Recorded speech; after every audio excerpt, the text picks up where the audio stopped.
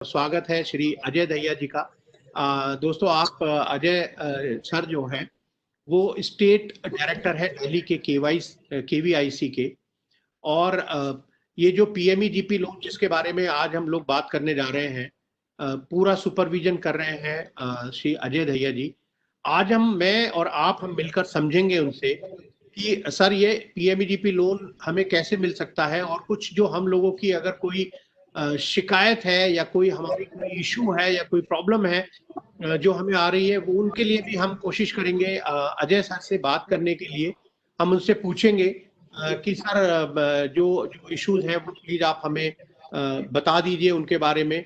जब हम लोन अपना अप्लाई करते हैं तो कई बार हमें इंटरव्यू के चक्कर में हम लगे रहते हैं, वहाँ हमें पता ही नहीं चलता। सर, एक जो डिस्ट्रिक्ट लेवल कमेटी है वो कभी हमें इंटरव्यू के लिए बुलाती है, हमें पता नहीं चलता भाई हम इंटरव्यू में पास हो गए या फेल हो गए, उसका क्या तरीका है। तो पहले हम इंटरव्यू की वहां देते हैं डिस्ट्रिक्ट लेवल कमेटी को, फिर बैंक वाले हमारा इंटरव्यू लेते हैं सर। तो कभी कमेटी मना कर देती है, कभी बैंक मना कर देती है, कभी कमेटी हाँ कर देती है तो बैंक मना कर देती है। तो अजय जी, इसे आज हम समझेंगे कि इसके लिए क्या सीधा सरल उपाय है जिससे हम जल्द से जल्द और बिना ज्यादा हैसल के, ठीक है कोई भी लोन होगा उसमें हमें मेहनत तो करनी पड़ेगी, लेकिन बिना ज्यादा हैसल के हमें पता चल जाए कि हमें मिलेगा या नहीं मिलेगा। एक तो मैं ये सर आपसे रिक्वेस्ट करूंगा। दूसरा, मैं अपने दोस्तों को ये बता रहा था कि जो भी स्कीम्स आई है कोविड के लिए, उनमें जो स्कीम्स है वो 3 लाख करोड़ की है। उसमें लोगों का एक कंसर्न ये है, और मेरा अभी भी मिनिस्ट्री ऑफ एमएसएमई में एक बहुत सीनियर ऑफिसर से मेरी बात चल रही थी, तो वो हम लोग डिस्कस कर रहे थे कि इसमें और क्या हमारी डिमांड है या क्या हम और चाहते हैं। तो वो जो लोन है वो केवल उन्हीं लोगों को मिलता है जो एग्जिस्टिंग इंटरप्रेन्योर्स हैं, जिन्होंने पहले से कहीं ना कहीं कुछ ना कुछ लोन ले रखा है। लेकिन जो लोग अभी नया कोई अपना यूनिट लगाना चाहते हैं, उनको बड़ी परेशानी है। वो कहते हैं कि भैया, वो बैंक जाते हैं तो बैंक कहता है कि भैया आपने पहले से कोई लोन नहीं ले रखा, तो इसलिए आपको अब जो लोन है वो ये 20% नहीं मिलेगा। मैं समझता हूँ ये आप शायद ये जो पीएमईजीपी लोन है ये उन लोगों के लिए भी है जो अपना कोई नया यूनिट लगाना चाहते हैं। तो वो भी हम जानना चाहेंगे। तो मैं आपके और जो हमारे जो यहाँ पार्टिसिपेंट्स हैं उनके बीच में ज्यादा नहीं आऊंगा। बस मैं दोस्तों यही कहना चाहूंगा कि जैसे ही मैंने अजय दहिया सर से बात की, उनसे रिक्वेस्ट की कि सर एक बार आप हमारे जो पार्टिसिपेंट्स हैं जो एमएसएमईज हैं उनको प्लीज आप एक बार उनको एड्रेस कर दीजिएगा, उनकी जो प्रॉब्लम्स हैं उनको आप थोड़ा उनको गाइड कर दीजिएगा। उन्होंने 1 मिनट भी नहीं लिया हाँ करने में। तो मैं सर आपका बहुत आभार प्रकट करता हूँ, धन्यवाद देता हूँ आपको। मैं समझता हूँ कि कितना व्यस्त समय चल रहा है आपका ये, क्योंकि एक तो कोविड का समय है और फिर आपको और भी बहुत सारे इस समय मैं जब भी बात करता हूँ आपसे तो आप कहीं ना किसी अपने ऑफिशियल काम में लगे रहते हैं, चाहे वो दिन हो या शाम हो या लेट नाइट हो। तो आपने समय निकाला, हम बहुत बहुत मैं आभारी हूँ अपनी तरफ से, दैनिक जागरण की तरफ से, और हमारे जितने पार्टिसिपेंट्स हैं उन सब की तरफ से। तो मैं sir now it's all over to you, and मैं रिक्वेस्ट करूंगा कि सर आप प्लीज हमें थोड़ा इस बारे में पीएमईजीपी के बारे में थोड़ा हमें कुछ ज्ञान दें। ओवर टू यू भैया सर। Thank you. तहे दिल से मुकेश मोहन गुप्ता जी का देन उनके forum CIMSME and Dainik Jagran का धन्यवाद देता हूँ कि उन्होंने एक अच्छी फोरम क्रिएट किए हैं फॉर ऑल ओवर इंडिया और फ्रीली एक्सेस करने के लिए, और बेनिफिशियरीज को जागरूक करना, ये मुझे लगता है आज के टाइम पे सबसे ज्यादा जरूरी है। और कोविड पेंडेमिक के ड्यूरेशन में ना कोई कहीं पे जा सकता है, न उसको कोई फैसिलिटी अवेलेबल है। अगर वो घर बैठे सारी जानकारी और इस माध्यम से पहुंच रहे हैं तो हमारे लिए भी, डिपार्टमेंट के लिए भी ये बड़े सुविधाजनक है कि हम वो जानकारी जल्द से जल्द और सही जगह पे पहुंचा पाए। इस माध्यम को, इस फोरम को प्लान करने के लिए मैं एक बार फिर से आपका, दैनिक जागरण का धन्यवाद देता हूँ सर। ऐसे जागरूकता अभियान या इस तरह के चलाते रहिए। Then straight forward coming to this PMEGP scheme के बारे में, पूरी स्कीम का नाम है प्रधानमंत्री एम्प्लॉयमेंट जनरेशन प्रोग्राम, और ये ऑलरेडी 2008 से लागू है और अभी तक इसमें more than 6 lakh number of projects इसको बेनिफिशियरी इसमें आ चुके हैं, नंबर ऑफ प्रोजेक्ट्स इसके।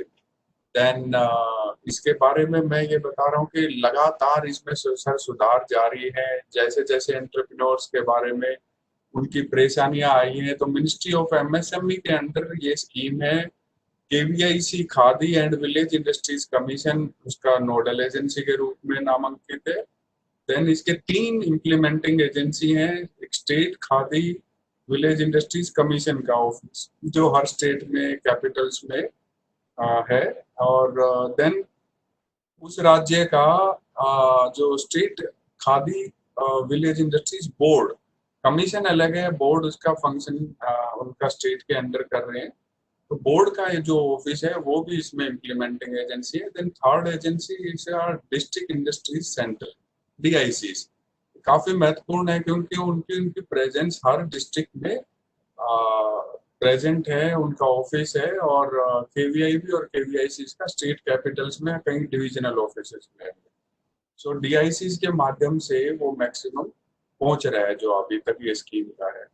देन एक पॉइंट के बारे में और कि ये स्कीम कंप्लीटली ऑनलाइन है, from the filling of form भरने से, अप्लाई करने से लेकर उसके बेनिफिट, उसकी सब्सिडी आने तक का कंप्लीट पूरा प्रोसीजर, ट्रैकिंग और सब कुछ ऑनलाइन रखा जा रहा है।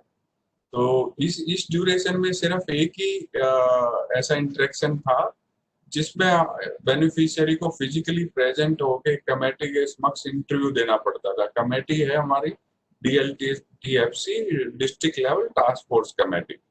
देन डिस्ट्रिक्ट मजिस्ट्रेट और उसके चेयरमैन रहते हैं हर डिस्ट्रिक्ट में, जो फोरम क्रिएट की गई थी। क्योंकि इस स्कीम की सक्सेस काफी है और काफी अधिक एप्लीकेंट को देखते हुए उसका जो पीरियड था इंटरव्यू का वो काफी लंबा खिंच जाता था। देन कोई इलेक्शन है, either any pandemic like situation है, कुछ और है, उसकी वजह से वो रेगुलर नहीं हो पा रहा था। तो बेनिफिशियरीज एप्लीकेंट्स की तरफ से जो आया वो मंत्रालय ने इस पे काफी ध्यान दिया, चर्चा करके, और इसको सुधार किया है। ऐसे बहुत सारे सुधार हैं जो लगातार बेनिफिशियरी एप्लीकेंट की तरफ से जो भी ऐसा मंतव्य या ऐसा कुछ सुधार के लिए सजेशन दिया जाता है उसको इनकॉर्पोरेट किया गया है। अभी प्रेजेंट जो अभी स्कीम लागू की गई है ये रिवाइज्ड वर्जन है। इसमें काफी सुधार जो सुधार किए मैं उस पर एक एक करके चर्चा करूंगा। मैं पहले ब्रीफ में existing PMEGP guidelines, existing PMEGP scheme के बारे में मोटे तौर पर बता देता हूँ। उसके बाद जो सुधार हुए हैं उन पर चर्चा कर लेंगे। देन जैसा आप इंडस्ट्री की तरफ से या आपका जो फोरम की तरफ से या जो आपकी तरफ से या बेनिफिशियरी एप्लीकेंट्स की तरफ से सवाल आएंगे तो वेलकम फॉर दैट। उसके लिए हम यहाँ से रिजोल्व करने की पूरी कोशिश करेंगे। PMEGP स्कीम जैसा मैंने बताया ऑनलाइन है, KVIC के पोर्टल पे जाइए। एक बात का और विशेष ध्यान रखना पड़ेगा, हमें दलालों से इसके बारे में विशेष ध्यान रखना है, क्योंकि मैंने देखा कई बेनिफिशियरीज जिनको कम जानकारी है उनको फोन पर ठग लिया गया कि आप इसको ऐसे ऐसे कीजिए और उनके खाते से कुछ पैसे निकल गए। तो इसके बारे में भी आपको बहुत सजग रहना पड़ेगा कि आप एक सही पोर्टल पे जाके ही उसको अप्लाई कर रहे हैं। ऐसे बहुत सारे फेक पोर्टल क्रिएट कर रखे हैं, उसके बारे में डिपार्टमेंट भी लगातार कार्रवाई भी करता रहता है, लेकिन उसका क्योंकि अधिकता है पता नहीं लगेगा किस हिस्से में कौन सा पोर्टल उन्होंने किया है। सो इसके बारे में मैं एक बार विशेष निवेदन करूंगा कि आप सही पोर्टल के बारे में जानकारी प्राप्त कर लीजिए, वहीं पे जाके आपको एप्लीकेंट का फॉर्म भरना। जो जानकारियां हैं वो बड़ी सिंपल फॉर्म है, अगर आप उसको खोल के देखेंगे तो जो सारे कॉलम है उनके आपके दाएं हिस्से में उसके बारे में सारे पोर्टल पे उसका बता दिया जाएगा। तो इसके साथ साथ मैं ये भी बताना चाहूंगा कि जो पोर्टल के साथ जो कनेक्शन जो अपलोड डॉक्यूमेंट्स जो रिक्वायर्ड है वो डॉक्यूमेंट्स भी हम उसके अंतर्गत प्रोवाइड कर सकते हैं, अपलोड कर सकते हैं। उसके लिए कोई विशेष आकर या किसी के पास बैंक के पास जाने का लिए जरूरत नहीं है। अभी तक के इसमें अगर आपका कुछ विचार तो मुझे बता देंगे, आगे इसके बाद प्रोसीड करते हैं चेंजेस पर। तो सर मैं यहाँ ये पूछना चाहूंगा आपसे कि आपने जैसे कहा कि बहुत सारे वेबसाइट लोगों ने बना दिए हैं जहाँ पीएमईजीपी, ऐसे में देखता हूँ कई बार एमएसएमई के लिए भी मैं देखता हूँ कि उद्योग आधार रजिस्ट्रेशन के लिए भी बहुत सारी ऐसी साइट्स हैं, लोग बताते हैं बाद में कि हमने वहां उस साइट से लिया था, पैसे दिए, नहीं मिला। तो अगर आप हमारे जो ये जो पार्टिसिपेंट्स हैं इनको अगर आप एक बार सर वो वेबसाइट का एड्रेस बता दें, तो जिस वेबसाइट पर जाना है उनको ऑनलाइन अप्लाई करने के लिए, वो वेबसाइट एड्रेस आप अगर एक बार सब बता दें सर, तो मेरे ख्याल में सब लोगों को पता चल जाएगा और फिर कोई उसमें कंफ्यूजन नहीं रहेगा। जी जरूर, मैं एक बार इसको बता देता हूँ। ये क्या मैं इस पे स्क्रीन शेयर कर सकते हैं? और kviconline.gov.in ये हमारी वेबसाइट का नाम है। Then slash PMEGP eportal./JSP slash then PMEGPonline.JSP, ये उसका एग्जैक्ट पोर्टल खुलेगा। इसी पे आपको एप्लीकेंट का फॉर्म खुला हुआ मिलेगा और इसी के बाद सारी जानकारियां इसके दाएं साथ में दे दी गई है और यहीं पे जाके इसको किया जाना उचित होगा। पोर्टल के बारे में मैं इसमें लिख सकता हूँ, मैं वो पोर्टल का लिंक या आप उसको प्रोवाइड कर देंगे। केवीआईसी की वेबसाइट पे ही जाके उसको किया जाना उचित होगा। इसके अलावा मतलब किसी भी दूसरे पोर्टल पर आप पहुंच जाते हैं तो गारंटी नहीं है, उसमें कोई फ्रॉड भी हो सकता है, तो वो ध्यान रखने के लिए आपको। आपकी आवाज सर मेरे तक नहीं पहुंच पा रही है, प्लीज कुछ टेक्निकल तो इश्यू। सर मैंने अपना वो म्यूट कर दिया था। तो मैं ये कह रहा हूँ कि मैं ये टाइप कर देता हूँ यहाँ पे www.p, क्या आप एक बार दोबारा बताएंगे sir? KVIC online, KVIC online.gov.in। .gov.in। Ji sir ji.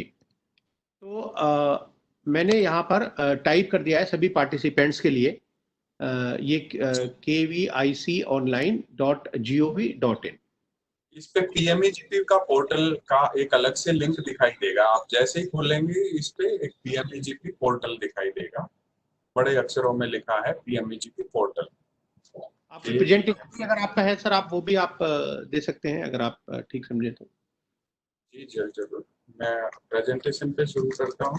Thank you interruption के लिए माफी। मैं इसके बारे में आप जो प्रेजेंटेशन तैयार किया है उसके बारे में कहिए। PMEGP scheme simplification in the selection and the flow of the application, इसके बारे में हम ज्यादा फोकस करेंगे क्योंकि बाकी स्कीम पहले से ही अच्छी चल रही है और इसमें सब लोकप्रिय स्कीम है। इसमें जो दिक्कत थी उसको हटाया गया है, तो उसी को फोकस करते हुए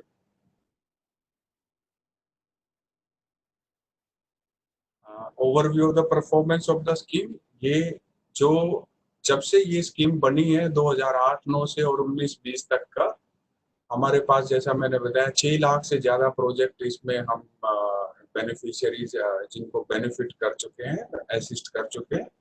मार्जिन मनी अभी तक जो सब्सिडी है जो बेनिफिशियरीज में गया है, इंसेप्शन जब से स्कीम बनी है 14,000 करोड़ के करीब अप्रोक्सीमेटली। देन बैंक क्रेडिट, इसमें जितना बैंकों ने अभी तक इस स्कीम के अंतर्गत जो लोन दिया है वो 38,000 करोड़ से भी ज्यादा है अभी तक। देन इसमें 50 लाख से ज्यादा आदमियों को रोजगार दिया गया या उन्होंने अपना स्वरोजगार को अपनाया। और स्वरोजगार के साथ साथ जो उनकी एक यूनिट पे जो उनके आसपास के लोकल जिन्होंने एम्प्लॉयमेंट किया है वो भी इसमें किए गए।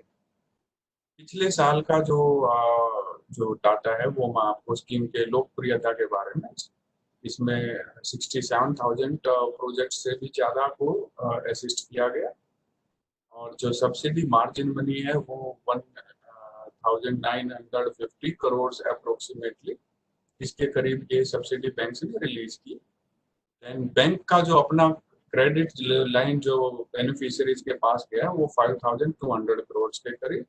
एम्प्लॉयमेंट इसमें पिछले साल 5.5 लाख के करीब प्राप्त किया आपने स्कीम के द्वारा।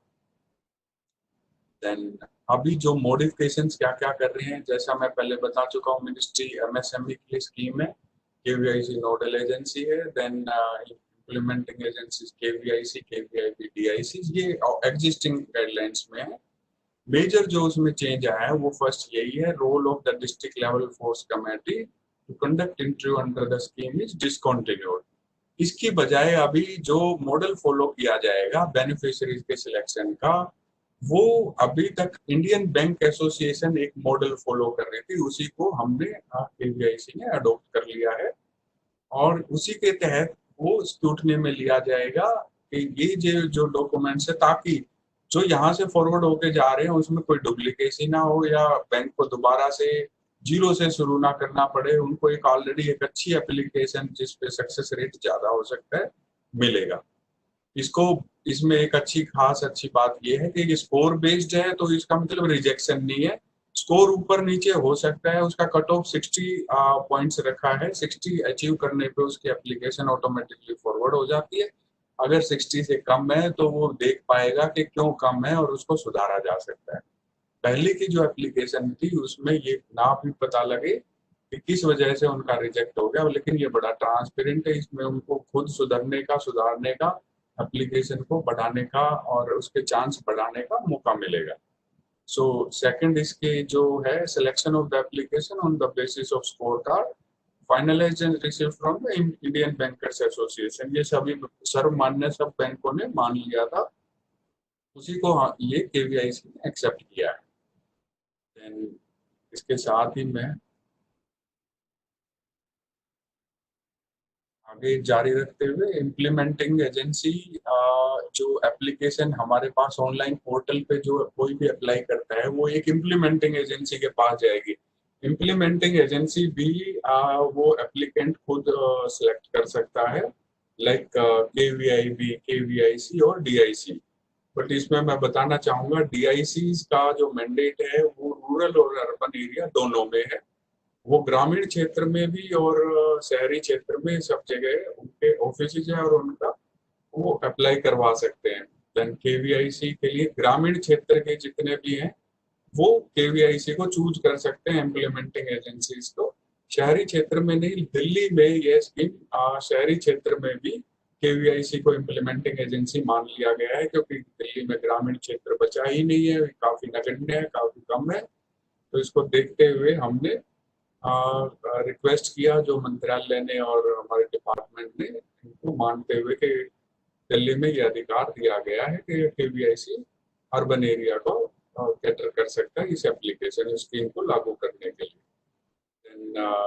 KVIB इसका अपना रूरल मैंडेट है जो ग्रामीण क्षेत्र में है। कोई भी एग्रो प्रोसेसिंग यूनिट जो ग्रामीण क्षेत्र में जो लगी है, विलेज इंडस्ट्री से संबंधित जो पुराना हमारा कार्य रहा है, उसको हम लागू कर सकते हैं। KVIB की ये सब छूट एप्लीकेंट के पास है।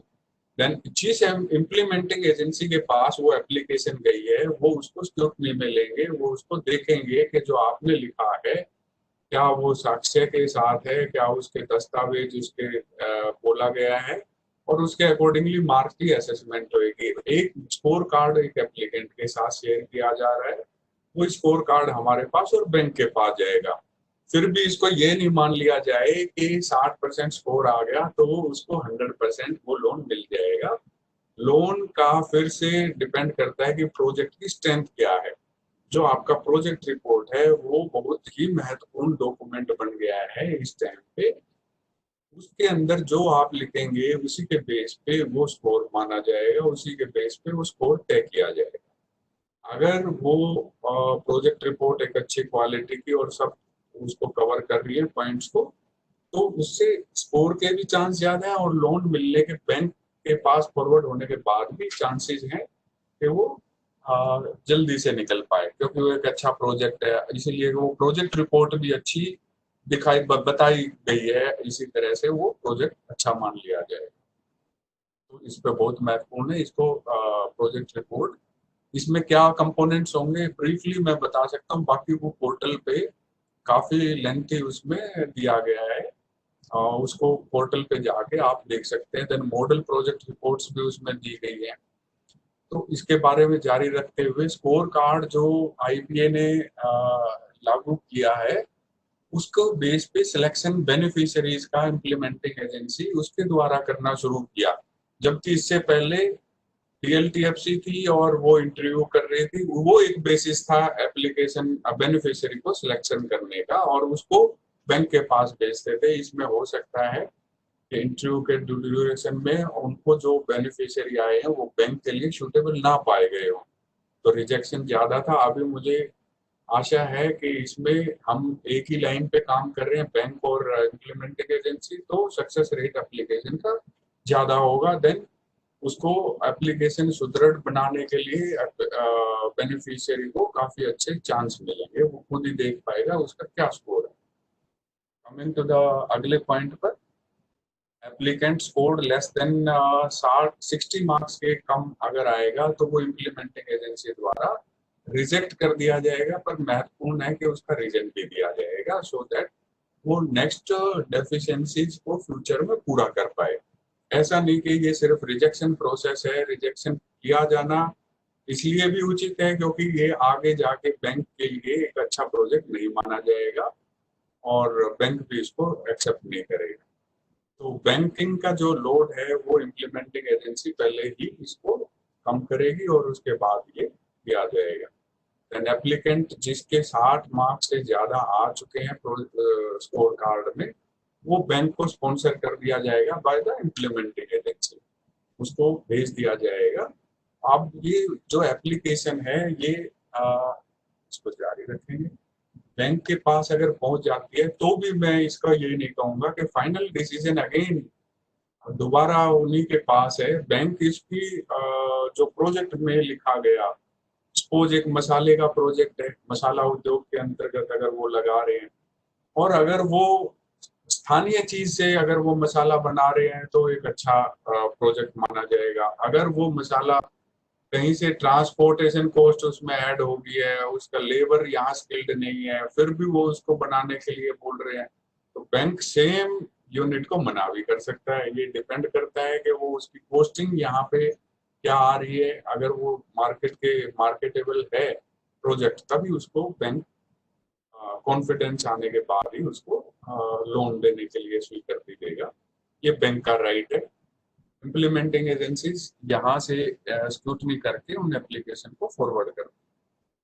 बैंक के लिए ये भी महत्वपूर्ण है कि जो एप्लीकेशन उनके पास फॉरवर्ड की जा रही है, जो एप्लीकेशन उनको प्राप्त हुई है, उनके साथ वो बेनिफिशियरी जो इस काम को उद्योग का करना चाह रहा है वो कितना दृढ़ निश्चयी है, क्या वो उसके लिए कोई सिक्योरिटी भी दे पाएगा, क्या वो इतने पैसे के लिए कोई कोलेट्रल कोई सिक्योरिटी कुछ ऐसा दे पाने में सक्षम है, और वो दृढ़ निश्चय है तो वो देगा। और देने के लिए इसके अलावा कोलेट्रल सिक्योरिटी पे स्कीम भी है CGTSME, उसके अंतर्गत वो रजिस्टर किया जा सकता है।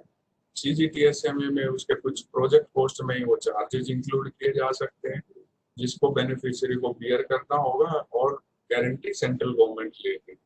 लेकिन ये भी जरूरी नहीं है कि सारे बेनिफिशियरी उस स्कीम के अंतर्गत आए, उसकी एक अलग गाइडलाइंस है। अगर उसमें आते हुए CGTSME स्कीम के तो वो सभी मानक पूरे करने होंगे तभी उस प्रोजेक्ट में आ सकता है। ऐसा ना मान लिया जाए कि हमें भी CGTSME या हर किसी को CGTSME दिया जाए, उसके कुछ मानक हैं वो फॉलो अगर आते हैं तभी उसको माना जाए। बैंक इसके पहुंचने के बाद दो तरीके से इसको स्क्रूटनी करेगा, टेक्निकली इकोनॉमिकली। टेक्निकली उसके जो क्राइटेरिया है वो और भी हो सकते हैं, जो बड़े क्राइटेरिया हैं वो दिए गए इंडस्ट्री, इधर वो मैन्युफैक्चरिंग में है या सर्विस में या ट्रेडिंग में। ट्रेडिंग को कम माना जाएगा, मैन्युफैक्चरिंग और सर्विस को ज्यादा रोजगार उत्पन्न करने वाला माना गया है तो उसको इंक्रीज किया गया। पर कैपिटा इन्वेस्टमेंट जितने कैपिटल उस उद्योग में लग रही है उसके अनुरूप पर लैब पे एक रोजगार उस प्रोजेक्ट रिपोर्ट में आ जाना चाहिए। देन ओन कंट्रीब्यूशन, इसमें अगर 1 लाख का प्रोजेक्ट है तो उसमें 10% भी हो सकता है ऑन कंट्रीब्यूशन और 15% भी, वो उसकी टर्म्स कंडीशंस और इस पे जो बेनिफिशियरी का एप्लीकेंट का क्राइटेरिया उस पर डिपेंड करेगा। अर्बन एरिया में सब्सिडी कम है और रूरल एरिया में सब्सिडी ज्यादा है। ऐसे ही मैं बताया, वुमेन्स के लिए सब्सिडी ज्यादा है, देन परफॉर्मेंस ये 5% कम की गई। देन स्पेशल कैटेगरीज के लिए भी ऐसे ही 5% अधिक है। तो जो जिस क्षेत्र में यूनिट लगाया जाएगा उसके मानक उस पे माना जाएगा। ये नहीं कि एप्लीकेंट अगर अपना एड्रेस लिखता है शहर का तो यूनिट को शहरी नहीं माना जाएगा। एप्लीकेंट शहरी हो सकता है, जो यूनिट लग रही है वो ग्रामीण क्षेत्र में लग रही है तो उसके ग्रामीण के बेनिफिट होंगे। लेकिन इसमें महत्वपूर्ण है कि वो ग्रामीण में होने के साक्ष्य प्रस्तुत करे।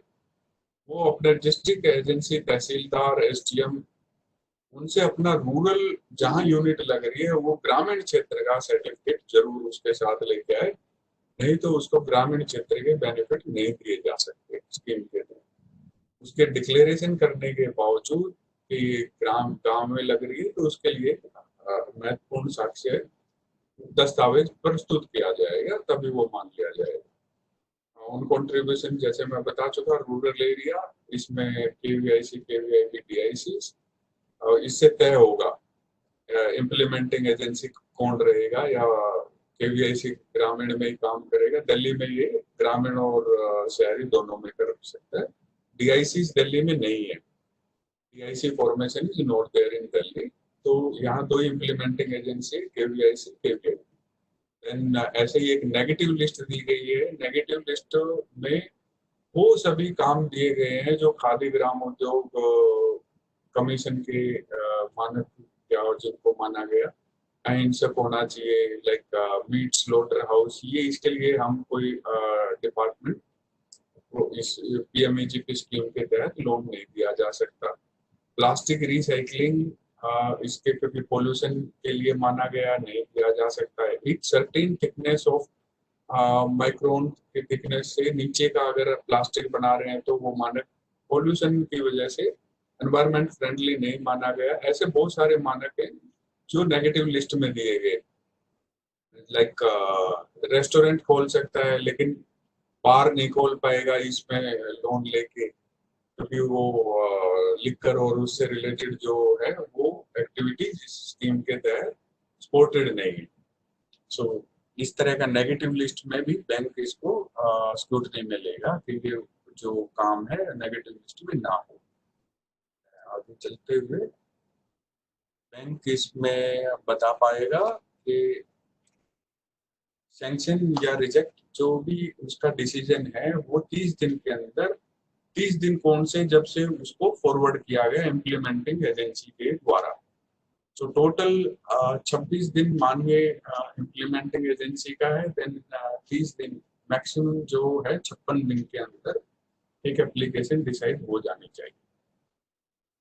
ये नहीं कि 56 दिन में ही होगा, मेरा कहना मैक्सिमम है, मतलब अधिकतम समय सीमा ये है।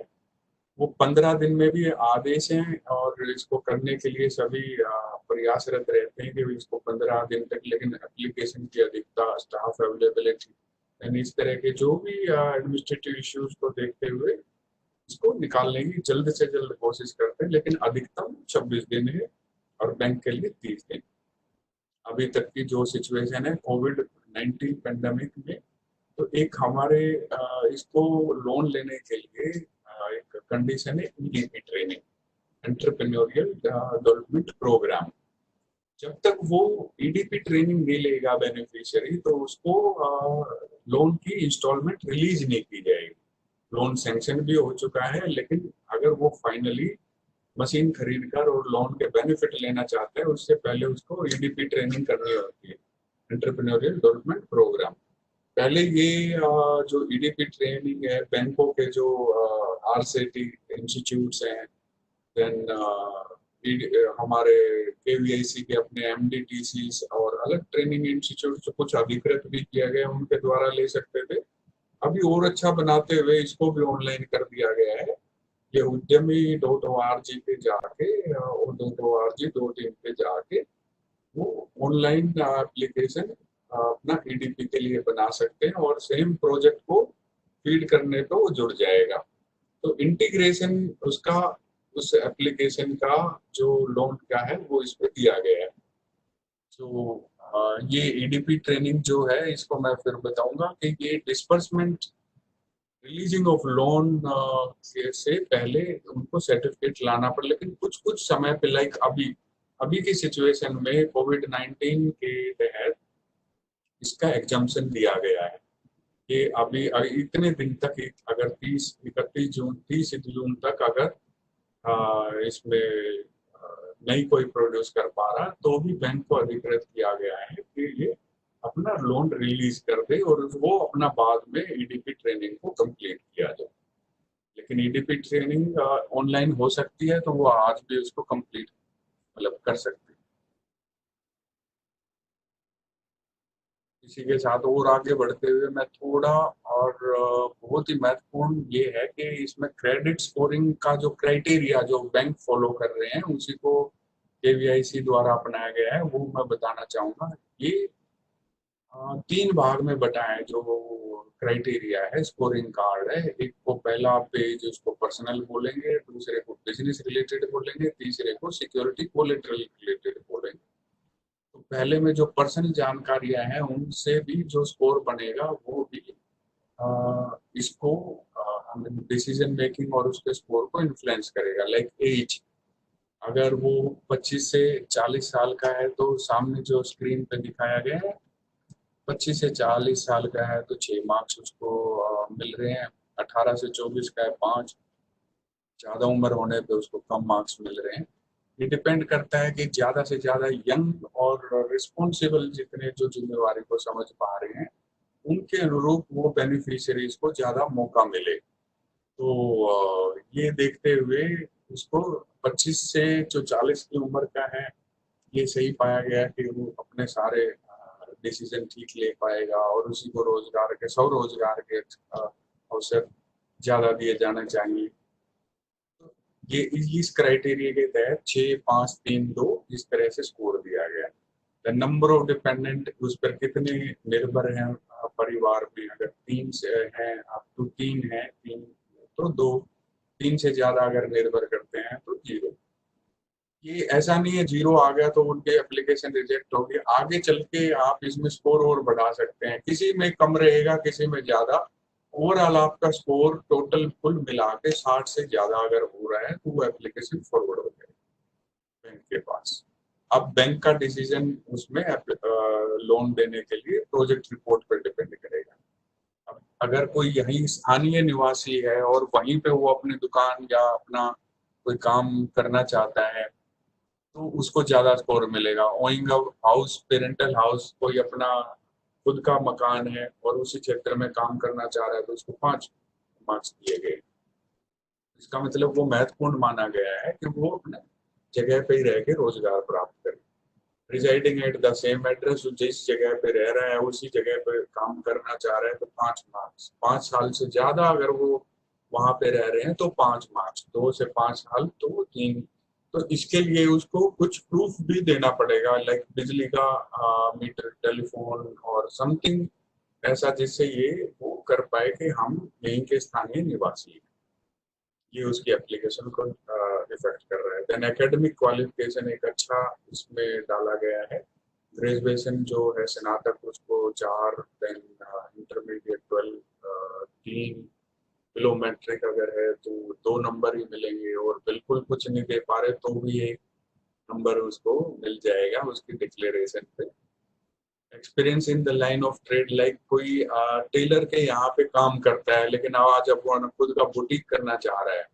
दिस इज, ये इस तरह से समझा जाए कि लाइन ऑफ ट्रेड में पहले वो अपना शागिर्द था और अब वो उस्ताद बन रहा है तो उसको ज्यादा मौका, ज्यादा अच्छा माना जाएगा कि उनका इसी कटिंग टेलरिंग लाइन में, या इसी तरह के कोई कुक है और वो अपना खुद का रेस्टोरेंट करना चाह रहे हैं और ऐसे भी कुछ जो पहले कर्मचारी और आप स्वरोजगार को अपना रहे हैं तो देखते हुए ज्यादा मार्क्स दिए जाएंगे। Any other source of income including family, अगर उनकी कुछ और भी है तो इसका मतलब वो स्थिति सुदृढ़ है, वो निश्चय डिसीजन फैसले सही ले पाएंगे और वो अपना इन्वेस्ट कर पाएंगे, उसमें मनी भी इन्वेस्ट कर पाएंगे और उसको सक्सेस करने के ज्यादा चांसेस हैं। इसलिए 5 मार्क्स दिए गए। अगर उनकी और कोई इनकम है, फैमिली इनकम है। Assets for the husband wife अगर वर्किंग है तो भी उसको ज़्यादा मार्क्स मिलेंगे। इनकम टैक्स पे ही अगर वो पहले एसेट्स हैं तो इसका मतलब एक अच्छी पार्टी बैंक के लिए पहुंच रहे हैं, जो उनको वो लोन देने में, डिसीजन लेने में अच्छा रहेगा और इजी आसानी रहेगी। लाइफ इंश्योरेंस पॉलिसी अगर ले रखा है तो ये भी एक महत्वपूर्ण पॉइंट जोड़ दिया। प्रधानमंत्री SBY जन जीवन बीमा योजना और इस तरह से इनका अगर एक एक 3 अगर उसने ले रखा है तो तीनों के लिए एक एक पॉइंट उसको 3 सो हर पॉइंट, हर बिंदु पे उसकी एप्लीकेशन को सुदृढ़ या उसको ज्यादा स्कोरिंग करने का चांसेस दिया गया है। ऐसा नहीं है कि एक क्राइटेरिया में कम है तो एप्लीकेशन रिजेक्ट हो जाएगी, इसका प्रोपोर्शनेट दिया गया है। इसी के साथ यही देन नेक्स्ट बिजनेस रिलेटेड अगर कोई फर्म से रिलेटेड अगर कोई काम कर रहा है, रिलेशनशिप विद लैंडिंग बैंक अगर कोई और काम कर रहा है दूसरा, और अब एक और नई फर्म दूसरे, अगर ये बताना बहुत महत्वपूर्ण है कि ये PMEGP स्कीम में ना सिर्फ एग्जिस्टिंग यूनिट के लिए कोई लोन नहीं मिलेगा। अगर कोई नया यूनिट लगाना चाहता है तभी वो इस बेनिफिट के तहत बेनिफिट ले सकता है। एग्जिस्टिंग यूनिट PMEGP में नहीं अप्लाई कर सकती। एग्जिस्टिंग यूनिट्स के लिए PMEGP का एक सेकंड लोन है, जिसने 3 साल सक्सेसफुली PMEGP यूनिट को रन किया है, चलाया है, और उसको एक्सपेंशन के लिए चांस चाहिए तो वो दूसरे लोन की एक अलग स्कीम है, उसमें अप्लाई करे। अगर कोई ऑलरेडी एक उद्योग को चला रहा है और उसी को कहता है कि इसमें रजिस्टर किया जाए बेनिफिट, तो वो पॉसिबल नहीं है। सेम के लिए एग्जिस्टिंग के लिए इसमें रजिस्ट्रेशन नहीं किया जा सकता। वो एक नया उद्योग होना चाहिए क्योंकि इसमें रोजगार सृजन करना एक इम्पोर्टेंट क्राइटेरिया है। एम्प्लॉयमेंट जनरेशन प्रोग्राम है, तो जितना एम्प्लॉयमेंट वो दे रहे हैं वो दे ही चुके हैं। अगर कुछ नया यूनिट लगाएंगे तभी वो एक नया रोजगार पैदा कर पाएंगे। इसी तरह से बिजनेस से रिलेटेड जो है उसके क्राइटेरिया दिए गए। Relationship with the lending bank अगर 3 साल से ज्यादा है तो 5 नंबर, और 1 से 3 नया बना है तो थोड़े कम उसकी क्रेडिबिलिटी मांगेगी। क्रेडिट हिस्ट्री अगर उन्होंने कोई डिफॉल्ट नहीं किया, सारे लोन जो अभी तक दूसरे किसी काम में अगर उन्होंने दे रखा है, अपना पर्सनल लोन लिया है, या उन्होंने कोई भी क्रेडिट हिस्ट्री अगर उनकी अच्छी क्लियर है, समय पर चुकाते आए हैं, तो उनको ज्यादा मार्क्स मिलेगा। अब इसके लिए उनको बैंक की पासबुक और पिछले डिक्लेरेशन के कितने साल से उन्होंने इसमें इस बैंक में खाता है, ये सब उनको अपलोड करना पड़ेगा और प्रोजेक्ट रिपोर्ट में मेंशन करना पड़ेगा कि इनके ये बैंकिंग रिलेशंस हमें इस दूसरे काम में, या उनको जहाँ पे भी अगर वो किसी के पास नौकरी कर रहे थे तो खाते में पैसे गए हैं, ये मतलब बैंक के लिए भी आसानी रहेगी कि ये बैंक को समझते हैं, बैंकिंग को समझते हैं, और इसके द्वारा पैसा ट्रांसफर किया जा सकता है। लोकेशन एडवांटेज, जहाँ पे यूनिट लगाई जा रही है उसी के आसपास उसको स्किल्ड लेबर मिल जाए, रॉ मटेरियल मिल जाए, उसी के पास में अगर मार्केट है तो लोकल एडवांटेज के लिए 5 नंबर दिए गए। स्किल अगर उन्होंने कोई सर्टिफिकेट पहले से ही कर रखा है, कोई डिप्लोमा कोर्स या किसी भी skill development vocational training institute से, ITI, कुछ भी ऐसा जो रिकॉग्नाइज्ड स्किल सर्टिफिकेशन अगर उन्होंने ले रखा है तो उसको माना जाएगा कि ये स्किल्ड हैं और उसके लिए ज़्यादा मार्क्स दिए गए। Marketing type for the sale of product, जो वो बना रहे हैं, अगर उसके लिए कोई कहता है कि ये अगर मसाले बनाए, और होटल और रेस्टोरेंट वाले ये कहते हैं कि ये मसाले हम खरीद लेंगे और हमें इसकी आवश्यकता रहती है और ये मार्केटेबल है, हम इनसे सालाना टाइप करने के लिए तैयार हैं, तो उसके लिए प्रोजेक्ट स्ट्रेंथ ज्यादा माना गया, 5 नंबर ज्यादा दिए गए। देन लाइन ऑफ एक्टिविटी, इसमें जो मार्क्स नहीं या नो होने पर भी आपको कुछ मार्क्स दिए गए हैं, दैट इज नॉट जीरो। वो जीरो नहीं है, किसी में 2 है, किसी में 3 है, तो 2 मार्क्स मतलब उसको मिलेगा ही अगर वो ये प्रस्तुत नहीं कर पाए। अगर वो इसको क्लेम करना चाह रहे हैं तो इसके लिए उनको डॉक्यूमेंट्स देने पड़ेंगे। Line of activity manufacturing service अगर है तो 5 नंबर, देन ट्रेड है तो उसमें एम्प्लॉयमेंट जनरेशन का कम संभावना है तो उसको 3 number. Registered with the government authority, like अगर वो प्रोजेक्ट रिपोर्ट बता रहे हैं कि मैं ये काम करना चाहता हूँ तो उसको बताना पड़ेगा कि दिल्ली में लाइक हाउस होल्ड इंडस्ट्रीज का एमसीडी रजिस्ट्रेशन जरूरी है कि वो अगर यहाँ पे यूनिट लगाना चाहते हैं तो अप टू 8 और 11 किलोवाट तक के, तो उसके पास बिजली का वो कनेक्शन लोड भी होना चाहिए। और ये नहीं कि आप पहले बैंक लोन के लिए पहुंच चुके हैं और उसके बाद आपका मीटर लगेगा। सो ये सब रजिस्ट्रेशन वगैरह जो उनको मैंडेटरी है वो कमिटमेंट शो करने के लिए जरूरी है कि वो दिखाएं। देन रीपेमेंट पीरियड, कि वो 5 साल से अगर कम उद्यमी इसको कहता है कि वापस कर दिया जाएगा तो उसको ज्यादा स्कोर किया गया, ज्यादा वैल्यू किया गया।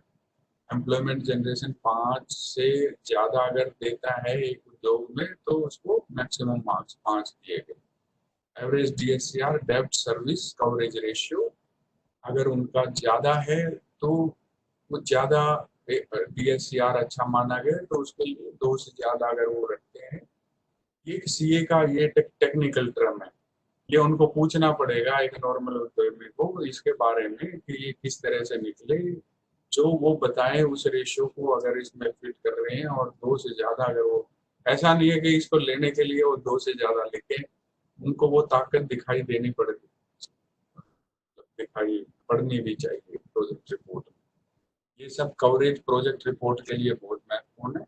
एक अच्छी प्रोजेक्ट रिपोर्ट में ये सब कवरेज अगर होगा तभी वो इसके बेनिफिट्स ले पाएगा। आगे बढ़ते हुए देन ये इसके कोलेटरल सिक्योरिटी से संबंधित है।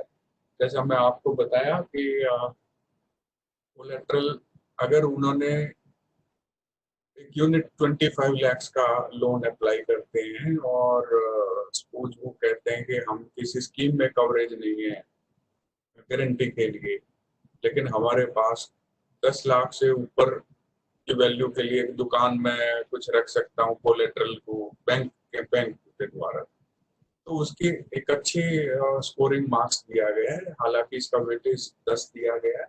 अगर वो 100% पूरे लोन को अपनी सिक्योरिटी कोलेटरल से कवर कर पाएगा तो उसको पूरे 10 मार्क्स। वो कहता है कि मैं 25 लाख का हूँ और मेरी प्रॉपर्टी मोर देन 25 लाख की है जिसको मैं बैंक को दे पाऊंगा कोलेटरल के तौर पे, तो उसको 10 मार्क्स पूरे मिलेंगे। अगर कोई कहता है कि 25 में से सिर्फ मैं प्रॉपर्टी का जो वर्थ है उसमें से मैं सिर्फ 18 या 15 लाख तक का जो है उसको कवर कर पाऊंगा तो उसको 8 मार्क्स है। ये मैक्सिमम डिपेंड करता है जो प्रोजेक्ट लोन लिया गया है उसकी परसेंटेज पे कितना। देन कवर्ड अंडर सीजीटीएसई में, या अगर उसको वो सभी मानक पूरे कर रहा है जो सेंट्रल गवर्नमेंट जो गारंटी स्कीम है क्रेडिट गारंटी स्कीम में अगर दे पा रहे हैं तो उसको भी 10 मार्क्स मिलेंगे। इसका मतलब उन्होंने वो सब मानक पूरे किए हैं जो सीजीटीएसएमई स्कीम के द्वारा हैं और उसको अगर सही मान लिया गया तो उसको 10 मार्क्स। ऐसे करके अगर इन सारे तीनों का जोड़ अगर 60 से ऊपर आएगा तो उसकी एप्लीकेशन फॉरवर्ड कर दी जाएगी। और अगर ये 60 से नीचे है तो वो दिखाई देगा कि आपके कहाँ कहाँ स्ट्रेंथन किया जा सकता है। सपोज 50 तक पहुंचा लेकिन सीजीटीएसएमई में कवर्ड या उनको कोलेटरल नहीं दे पाया है तो ये शुड ट्राई नेक्स्ट टाइम जो वो उसके लिए कोशिश करे कि मैं इस स्कीम में आने के लिए क्या क्या मानक है उनको पूरे करूं ताकि वो एप्लीकेशन स्टार्ट क्लोज कर पाए। तो यहाँ तक मैं बता चुका हूँ। और जो अभी तक के जो महत्वपूर्ण जो स्कीम में जो बदलाव आए वो इस माध्यम से पहुंचाने के लिए ये जो चेंजेस हैं यही डिसीजन मेकिंग में आएंगे, निर्णय बनाने के लिए यही पॉइंट्स जाएंगे। इसी के साथ में प्रेजेंटेशन अभी यहीं पे समाप्त करता हूँ। देन अगेन इसके बारे में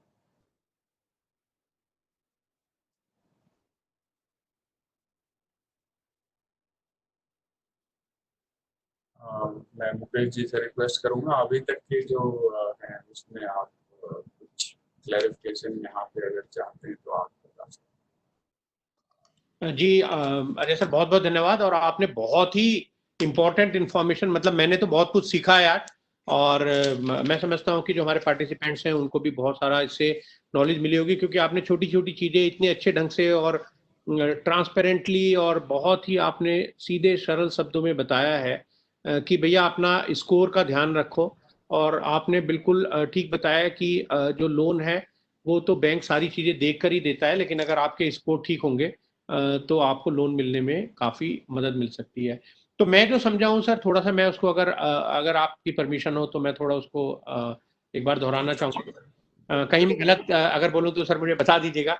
तो मुझे ये समझ आया कि जो पहला लोन मिलता है इस पीएमईजीपी लोन में, वो मैन्युफैक्चरिंग और सर्विस सेक्टर के लिए मिलता है।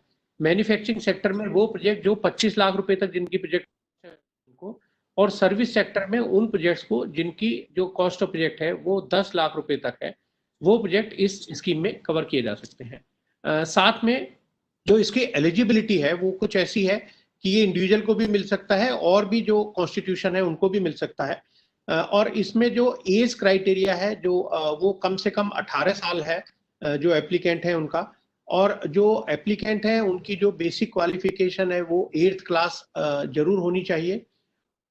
प्रोजेक्ट्स के लिए यानी ग्रीनफील्ड प्रोजेक्ट के लिए मिलता है और मैन्युफैक्चरिंग एंड सर्विस सेक्टर के लिए मिलता है।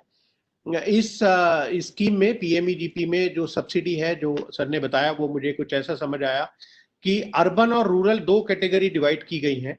अर्बन कैटेगरी में जो सब्सिडी है वो दो तरह से मिलती है, एक जनरल कैटेगरी के जो एंटरप्रेन्योर्स हैं उनके लिए, और जो स्पेशल कैटेगरी के जो एंटरप्रेन्योर्स हैं उनके लिए। जो जनरल कैटेगरी है उनको 15% की सब्सिडी यानी 15% सब्सिडी मिलती है, और जो स्पेशल कैटेगरी के जो प्रमोटर्स हैं उनको 25% की सब्सिडी मिल सकती है। इसी तरह रूरल एरिया में सब्सिडी का जो रेट है वो डिफरेंट है। जनरल कैटेगरी के लोगों को 25% की सब्सिडी मिलती है, और स्पेशल कैटेगरी के जो प्रमोटर्स हैं जो एंटरप्रेन्योर्स हैं उनको 35% तक सब्सिडी मिल सकती है। जो इन्वेस्टमेंट, हाँ वेरीफाई करना चाहूंगा क्योंकि आप एक अच्छे महत्वपूर्ण बिंदु पर हैं। तो इसमें रूरल और अर्बन जिसको आप कह रहे हैं या जो बेनिफिशियरी के लिए है वो उसकी यूनिट का एड्रेस है, उसका खुद का एड्रेस मैटर नहीं करेगा कि वो अर्बन से आ रहे हैं या रूरल से आ रहे हैं। मैटर करेगा कि वो यूनिट कहाँ पे, किसी ग्रामीण क्षेत्र में अगर जाके मसाले की यूनिट लगा रहे हैं तो ग्रामीण के बेनिफिट ले पाएंगे। अगर वो किसी इंडस्ट्रियल एरिया और अर्बन एरिया में अगर जाकर वो उसको लगा रहे हैं तो उसमें अर्बन का ही बेनिफिट ले पाएंगे। वो ऐसा नहीं कह सकते कि मैं गांव से आता हूँ और मैं यूनिट यहाँ पर लगा रहा हूँ तो मैं नहीं, यूनिट का एड्रेस जहाँ पे वो रोजगार दे रहे हैं वो मैटर करेगा, वही महत्वपूर्ण है इसमें। बहुत इम्पोर्टेंट आपने सर ये बिल्कुल ये ठीक आपने मुझे किया। क्योंकि ऐसा नहीं है कि कोई गांव से आके साहब कोई नोएडा में फैक्ट्री लगाए और वो कहे कि लो जी मैं तो अर्बन कैटेगरी से हूँ तो इसलिए मुझे आप मैं रूरल कैटेगरी का हूँ तो मुझे आप ज्यादा सब्सिडी दे दो। तो जहाँ यूनिट लग रही है, क्योंकि डेवलपमेंट आप वहां कर रहे हैं जहां पर आप ये यूनिट लगाएंगे, वहीं के लोगों को शायद आप एम्प्लॉयमेंट भी देंगे। शायद मेरे ख्याल सरकार का ये बेसिक एजेंडा ये होगा। मैं मेरे पास बहुत सारे क्वेश्चन भी आ रहे हैं, मैं पूछूंगा। मैं सब पार्टिसिपेंट्स को रिक्वेस्ट कर रहा हूं कि हम आपके क्वेश्चन, सब क्वेश्चन हम लेंगे जरूर, कोई भी नहीं छोड़ेंगे। आज अजय सर को हम जाने नहीं देंगे जब तक वो हमारे सारे सवालों का जवाब नहीं दे देंगे। तो दोस्तों आप बने रहिए हमारे साथ, हम सब सवाल, मैं सबके सवाल लूंगा। बस थोड़ा सा मैं रिकैप कर दे रहा हूँ जो सर ने बताया। और जो मुझे समझ आया कि जो इन्वेस्टमेंट है जो प्रमोटर्स को लगाना है, अगर आप जनरल कैटेगरी के हैं तो 10% है, और अगर आप स्पेशल कैटेगरी में हैं तो आपका इन्वेस्टमेंट केवल 5% से काम चल सकता है। लेकिन जैसे अजय सर ने बताया कि कई बार बैंक थोड़ा आपसे कुछ ज्यादा इन्वेस्टमेंट की या ज्यादा प्रमोटर्स मार्जिन की बात भी कर सकते हैं। इसके अलावा जो मुझे समझ आया कि जब आपने एक बार पीएमईजीपी में लोन ले लिया, आपका 25 लाख तक का प्रोजेक्ट मैन्युफैक्चरिंग में और 10 लाख तक का प्रोजेक्ट सर्विस सेक्टर में है, आपने लोन ले लिया, आप बहुत अच्छा अपना यूनिट चला रहे हैं, सब कुछ ठीक चल रहा है। अब आपके पास डिमांड आने लगी, अब आप सोचते हैं कि मैं और भी लोगों को एम्प्लॉयमेंट दे दूं, मैं अपना बिजनेस बढ़ा दूं, कंट्री के लिए मैं और कुछ कर लूं। उस समय अब आप क्या करें? आपको बैंक जाते हैं तो बैंक कहता है कि भैया आपको तो हमने पीएमईजीपी में एक बार लोन दे दिया। तो उसके लिए भी सरकार ने ध्यान रखा है और उन्होंने कहा है कि भैया देखिए, जो 1 करोड़ तक के मैन्युफैक्चरिंग सेक्टर के प्रोजेक्ट कॉस्ट वाले हैं और 25 लाख तक के जो सर्विस सेक्टर में है, उनको हम एक्सपेंशन स्कीम में भी लोन दे देंगे। उसकी कंडीशन ये है कि आपका जो यूनिट है कम से कम 3 साल तक प्रॉफिटेबल रूप में चलना चाहिए। यानी अगर आपने पहले पीएमईजीपी में लोन ले लिया और आपको 3 साल यूनिट चलाते हुए हो गए और वो तीनों साल आपका 3 साल या ज्यादा है और आपका पिछले 3 साल में प्रॉफिटेबल यूनिट है, आपका कोई डिफॉल्ट नहीं है, आपने जो भी लोन लिया है बैंक से उसमें कोई डिफॉल्ट नहीं है, तो भी आपको 1 करोड़ तक का जो प्रोजेक्ट कॉस्ट है मैन्युफैक्चरिंग में और 25 लाख तक का जो प्रोजेक्ट कॉस्ट है सर्विस सेक्टर में, आप बढ़ा लीजिए, आपको और लोन मिल जाएगा। बस उसमें कंडीशन ये है कि जो सब्सिडी है वो थोड़ा सा उसमें डिफरेंट है। सब्सिडी का जो उसमें क्राइटेरिया रूरल और अर्बन एरिया नहीं है, जनरल कैटेगरी और स्पेशल कैटेगरी भी नहीं है। उसमें कुछ सब्सिडी इस तरह से है कि जो 15% की सब्सिडी है सभी के लिए, लेकिन हाँ अगर आप नॉर्थ ईस्ट रीजन में या हिल एरिया में लगाएंगे तो ये सब्सिडी 20% हो जाएगी। सर ये मैं ठीक बोल रहा हूँ? एग्जैक्टली, बिल्कुल सही। अच्छा, और इसमें आप बिल्डिंग के लिए भी लोन ले सकते हैं अगर आप चाहेंगे। ये जो एक्सपेंशन वाला प्रोजेक्ट है, बस कंडीशन ये है कि जो बिल्डिंग की कॉस्ट है वो 25% से ज्यादा नहीं होनी चाहिए आपके प्रोजेक्ट कॉस्ट। मैं आपको थोड़ा सा हाँ। करेक्ट करना चाहूंगा, जानकारी सही है, सही उस पर पहुंचे। जो बिल्डिंग कंस्ट्रक्शन से रिलेटेड एक्टिविटी का अगर कोई प्रोजेक्ट कॉस्ट में डाला गया है तो वो कंपोनेंट 25% से ज्यादा नहीं होगा, लेकिन हर किसी के लिए एप्लीकेबल नहीं है। ये है कि लाइक कोई अगर मिठाई की दुकान के लिए बोलता है तो वो स्वरोजगार का एक अच्छा अवसर है और उसमें वो 4 या 5 और ग्रामीण क्षेत्र में रोजगार दे पाएगा। तो एक वर्कशॉप उसको चाहिएगी और एक अच्छी सी उसको शॉप भी चाहिएगी जहाँ पे वो अपनी मिठाई जो पीछे दुकान पे मतलब वो बनाई जा रही है वर्कशॉप में, उसको वो वहां पे पेश कर पाए, प्रेजेंट कर पाए या ग्राहक तक पहुंचा पाए। तो जो इस तरह की एक्टिविटी है जो ट्रेड और रिटेल दोनों से जुड़ी है, सिर्फ उसी के लिए कंस्ट्रक्शन की एक्टिविटी का प्रोविजन है। ऐसा नहीं है कि वो गारमेंट की कोई फैक्ट्री लगाना चाहते हैं तो वो शेड या कंस्ट्रक्शन के लिए लोन लें, ये उसमें अलाउड नहीं है। ये ऐसी एक्टिविटी होनी चाहिए लाइक वो एक सिलाई केंद्र है और उसके सामने वो कुछ छोटा अगर वो उनको बता पा रहे हैं कि ये दुकान उनके लिए प्रोजेक्ट के लिए सक्सेस के लिए इम्पोर्टेंट है, तभी वो उसमें शामिल है। जी धन्यवाद, आप आगे बढ़ सकते हैं। जी सर। तो मैं अब क्वेश्चंस लेता हूं। पहला तो सर मेरा एक ये क्वेश्चन है कि आपने बताया था जब आप स्कोरिंग मॉडल बता रहे थे तो आपने कहा था कि जो ट्रेडर्स हैं उनको भी पॉइंट्स इसमें दिए गए हैं, लेकिन जब हम स्कीम देखते हैं वहां हम देखते हैं कि जो स्कीम में तो केवल मैन्युफैक्चरिंग और सर्विस सेक्टर है वही कवर है। तो फिर ये ट्रेडिंग एक्टिविटी इसमें कवर कर रहे हैं आप या नहीं कर रहे हैं?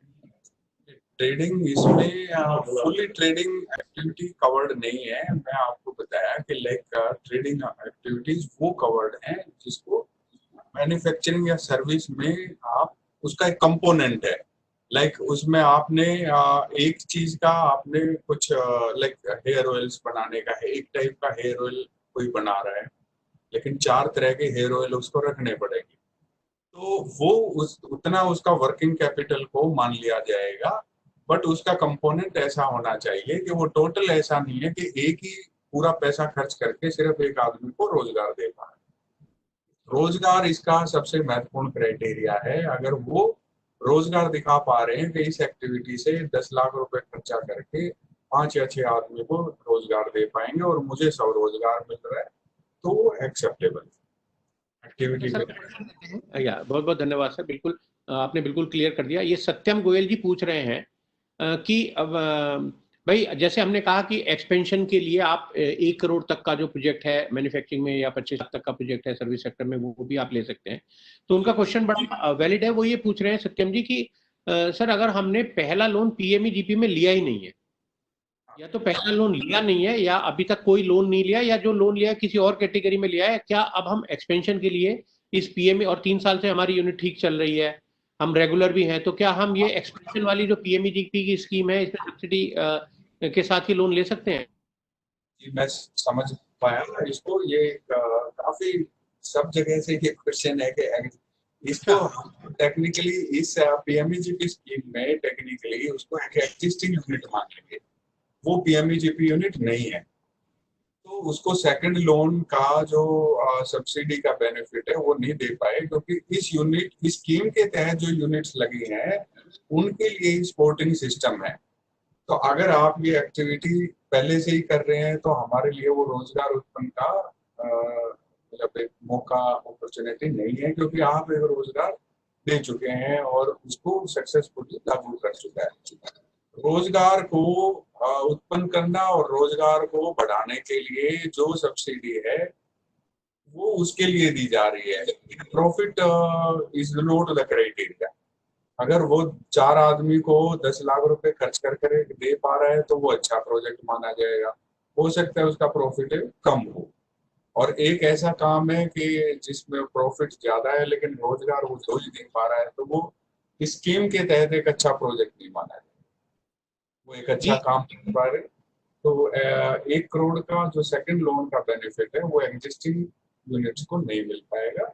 एग्जिस्टिंग मतलब जो पीएमएजीपी यूनिट से जो बाहर है, अगर वो इसमें आना चाहते हैं तो पहले वो अपना कोई एक अच्छा रोजगार मतलब पैदा करने के जो उसका बिजनेस है वो प्रपोजल लेके आए। 3 साल जब तक उनको नहीं हो पाएंगे इसमें, उनको सेकंड लोन के लिए हम फॉरवर्ड नहीं करते। तो मतलब क्लियर है, पहले पीएमईजीपी में एक बार लोन लें, उसको यूनिट को अच्छे से चलाएं, एम्प्लॉयमेंट जनरेट करें और फिर आप उसी के एक्सपेंशन के लिए ले सकते हैं। जी। जी सर।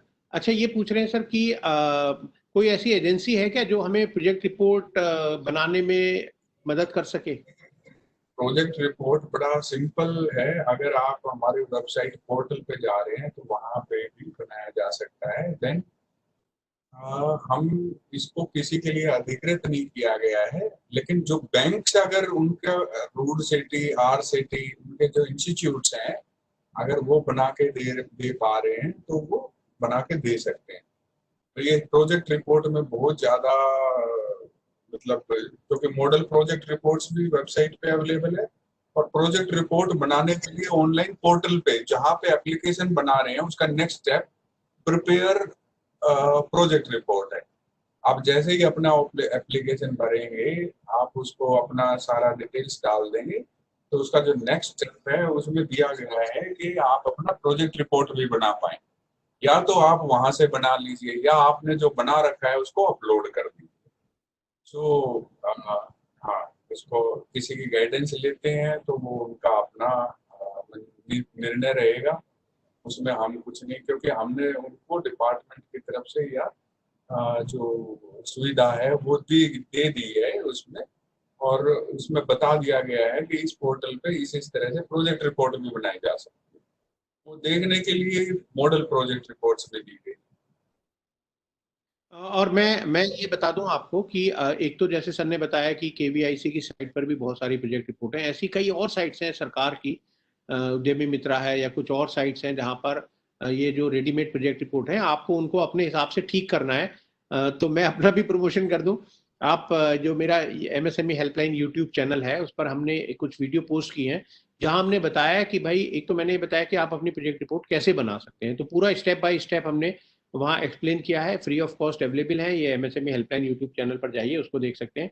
इसके अलावा मैंने ये भी बताया है कि कौन कौन सी गवर्नमेंट साइट्स ऐसी हैं, बहुत सारी गवर्नमेंट साइट्स ऐसी हैं जहां पर इजीली आपको प्रोजेक्ट रिपोर्ट मिल जाएगी, मतलब कोई प्राइवेट एजेंसी की हम बात नहीं कर रहे हैं, तो वहां पर आपको प्रोजेक्ट रिपोर्ट मिल जाएंगी, उनको आप अपने रिक्वायरमेंट के हिसाब से थोड़ा मॉडिफाई कर सकते हैं। सर, ये पूछते हैं कि क्या क्या डॉक्यूमेंट साथ में हमें लगाने होंगे जब हम ये अपना लोन अप्लाई करेंगे ऑनलाइन इस वेबसाइट पर? कि आपका क्वालिफिकेशन एक क्राइटेरिया है, तो ग्रेजुएशन अगर कर रखी है, पोस्ट ग्रेजुएशन कर रखी है, तो आप वो जरूर लगाएंगे। क्योंकि आपका फुलफिलमेंट तो 10वीं पास 8वीं पास में भी कर रहे हैं, लेकिन एक बैंक को और बाकी सबको निर्णय लेने में आसानी रहेगी, तो graduate qualification. Then your for address proof के लिए आधार कार्ड इम्पोर्टेंट है। देन आपका इसके साथ साथ वोटर आईडी कार्ड और वो जो आप लगाएंगे वो इम्पोर्टेंट एक एड्रेस प्रूफ के तौर पे माना जाएगा। बैंक की पासबुक का जो फ्रंट पेज है प्लस उसका आपका latest banking relation, no default के बारे में आपका सिर्फ डिसीजन मांग लिया जाएगा। जो आप बता रहे हैं अंडरटेकिंग के साथ में, और उसका जो बैंक वेरीफाई करेंगे वो निर्णय उसके बेसिस पे लेंगे। देन इसके साथ आपका अगर स्पेशल कैटेगरी का बेनिफिट ले रहे हैं तो किस स्पेशल कैटेगरी का, लाइक फिजिकल हैंडीकैप का या SC ST, जो भी आप ले रहे कास्ट सर्टिफिकेट, ये सब आपको उसमें अपलोड करना पड़ेगा, वो सक्सेस देने पड़ेंगे। और रूरल एरिया एक इम्पोर्टेंट है। अगर आप ग्रामीण क्षेत्र में यूनिट लगा रहे हैं और उसको कह रहे हैं कि ये गांव है, मुझे भी पता है कि ये गांव है, लेकिन उसका एक दस्तावेज प्रस्तुत करना पड़ेगा। वो तहसीलदार, DM ऑफिस, लोग DDO ऑफिस, वो बताएंगे कि यस ये गांव एक ग्रामीण क्षेत्र में ही माँ, क्योंकि हमारे यहाँ कैटेगराइजेशन में ग्रामीण में मतलब शहरी क्षेत्र के भी गांव हैं, जो गांव शहरी क्षेत्र में मान लिए गए हैं, और ग्रामीण क्षेत्र में भी गांव हैं ग्रामीण प्रीवियस में ही, और उसी तरह से तो उनके अलग सर्टिफिकेट सरकार के द्वारा इशू हुए, वो इम्पोर्टेंट क्राइटेरिया है। हर चीज जिसके लिए आप बेनिफिट क्लेम कर रहे हैं उसका आपको एक दस्तावेज प्रस्तुत करना पड़ेगा। तो एक ही क्वेश्चन है, वो पूछ रहे हैं कि भाई देखिए सर, अपना जो पार्टिसिपेंट्स हैं वो कितना पढ़ के आते हैं। वो कह रहे हैं कि भाई आपने कहा कि 60 मार्क्स चाहिए, लेकिन वो उन्होंने कुछ सर्कुलर पढ़ा है, वो कह रहे हैं कि साहब 10 लाख रुपए तक के लोन के लिए तो 50 मार्क्स में काम चल जा रहा है। तो 10 लाख जी ये एक क्राइटेरिया है 10 लाख से नीचे का, लेकिन जो मैक्सिमम इंफॉर्मेशन या जो मैक्सिमम उसमें स्कोर का है, अगर कोई 60 ले पा रहा है तो 50 तो ले ही रहा है उसको। तो मेरा मानना ये है कि 60 का बताना जरूरी है, 50 के लिए वो एलिजिबल हो सकता है। अगर 10 लाख तक का लोन है तो उसको 50 मार्क्स के लिए काम चलेगा। ओके, अच्छा सर, ये एक मेरे पास ये क्वेश्चन आया है, वो ये कह रहे हैं कि भाई ये क्या केवल माइक्रो एंटरप्राइजेस को मिलता है? यस, ये माइक्रो एंटरप्राइजेस आई मीन जिसके लिए हमने अभी कैप बना दिया था, भारत सरकार ने, अभी गवर्नमेंट ऑफ इंडिया MSME ने अभी उसका दायरा बढ़ाया, लेकिन अभी तक स्कीम के तहत जो यूनिट्स लग रही है उनका लोन का 25 और 10 ही है। 25 लाख का लोन मैन्युफैक्चरिंग और 10 लाख का सर्विस सेक्टर। हाँ, तो वही उनका क्वेश्चन है कि अब ये क्योंकि डेफिनेशन चेंज हो गई, तो क्या उसके हिसाब से आप अब कंसिडर करेंगे इसको? मैं हम स्टेट ऑफिस एक इम्प्लीमेंटिंग एजेंसी है, और उसको जो नई गाइडलाइंस अगर इसके बारे में इश्यू होएगी तो ऐसा फिर आपसे चर्चा कर लेंगे, फिर से जानकारी देंगे। जो अभी तक है वो जानकारी देना इम्पोर्टेंट है कि अभी तक इस स्कीम में 25 लाख और 10 लाख सर्विस सेक्टर के लिए अप्रूव्ड है। क्योंकि इसका माइक्रो एंटरप्राइजेस के लिए जो क्राइटेरिया वो बढ़ा भी दिया गया है, तो अभी इसके प्रोसेस में होगा। मैं इसके बारे में कुछ श्योरिटी के साथ नहीं कहता। ठीक है। अच्छा, वो कह रहे हैं कि सर ये जो इसकी EMI है जो लोन शुरू होगी, वो कब से शुरू होगी, कुछ ऐसा? EMI में आपका जो रिलेशन है वो इम्प्लीमेंटिंग एजेंसी की बजाय बैंक उसको लोन देने, स्वीकृति देने के साथ जो आप उनसे एग्री कर रहे हैं वो डिपेंड करेगा। वो 1 साल तक भी कर सकते हैं। इस अगर कोई स्पेशल इमरजेंसी लाइक अभी तक की जो COVID-19 के तहत जो है उसमें इमरजेंसी लाइन्स के तहत 1 साल भी उसको मोरेटोरियम माना गया, लेकिन इसमें 6 महीने, 3 महीने या आप भी डिक्लेयर कर सकते हैं कि 6 महीने में आप इसको चुकता करना शुरू करेंगे। ये प्रोजेक्ट रिपोर्ट में लिखा जा सकता है, उसी टाइम पे आप बताएंगे। बैंक को एक्सेप्टेबल होगा, इसमें इम्प्लीमेंटिंग एजेंसी का निर्णय, और इसको हमारे से इससे डिपेंड नहीं करता। देखिए, मैं क्योंकि सर बैंक के बोर्ड पे भी मैं इंडिपेंडेंट डायरेक्टर के रूप में रहा हूँ, मैंने 3 साल एक इंडिपेंडेंट डायरेक्टर रहा हूँ मैं बैंक में, तो मैं थोड़ा सा बता सकता हूँ इसमें। इसमें ये होता है कि देखिए, जो मोरेटोरियम पीरियड होता है या जेस्टेशन पीरियड जिसको हम बोलते हैं, वो प्रोजेक्ट टू प्रोजेक्ट, जैसे अजय सर ने भी बताया, उसके ऊपर डिपेंड करता है। अगर आपकी जैसे कोई आप एक्सपेंशन में जा रहे हैं, आपकी एग्जिस्टिंग यूनिट चल रही है, तो उसमें जो ये मोरेटोरियम पीरियड है वो कम हो सकता है। ये डिपेंड करता है कि आप अपना कॉमर्शियल प्रोडक्शन कितने दिन में शुरू कर सकते हैं। अगर कोई आप ऐसा चीज है, अगर आप कोई सर्विस इंडस्ट्री में जा रहे हैं, आपका जो मोरेटोरियम पीरियड है वो कम होगा, क्योंकि अगर आप सपोज सॉफ्टवेयर डेवलपमेंट की एक इंडस्ट्री लगाना चाहते हैं और आपको, तो उसमें आपको कंप्यूटर खरीदने हैं, रखने हैं, आप अपना 1 हफ्ते के अंदर अंदर पूरा सेटअप कर सकते हैं। अगर आपको कोई मैन्युफैक्चरिंग एक्टिविटी शुरू करनी है, तो आप उसमें मशीन लाएंगे, मशीन धीरे धीरे आएंगी, फिर आप उनको इंस्टॉल करोगे, फिर प्रोडक्शन शुरू करोगे। वहां पर आपका जो इम्प्लीमेंटेशन पीरियड है वो थोड़ा लंबा हो जाता है, इसलिए वहां पर मोरेटोरियम पीरियड भी ज्यादा हो जाता है। वो पूछ रहे हैं सर कि कोलेटरल सिक्योरिटी जो है, ये इसके बारे में थोड़ा जानना चाहते हैं कि भाई कोलेटरल सिक्योरिटी क्या हर प्रोजेक्ट में जरूरी होगी सर, या इसमें कुछ छूट भी मिल सकती है? वैसे आपने 10 बताया लाख था प्रेजेंटेशन में। जी जी जी जी धन्यवाद। 10 लाख तक के अगर कोई लोन है तो आरबीआई की जो गाइडलाइंस है उसको फॉलो करते हुए कोलेटरल सिक्योरिटी की जरूरत नहीं है।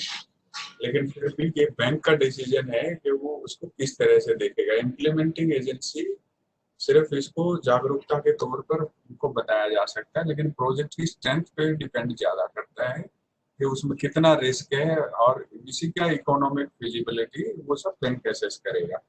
10 लाख से ज्यादा का अगर लोन अमाउंट है, 25 लाख तक का अगर वो लोन अप्लाई कर रहे हैं तो 10% तो उनका खुद का कंट्रीब्यूशन है मिनिमम, यानी 2.5 लाख रुपए लोन उनको 13.5 लाख रुपए का 23.5 लाख रुपए तक का ही मिलेगा।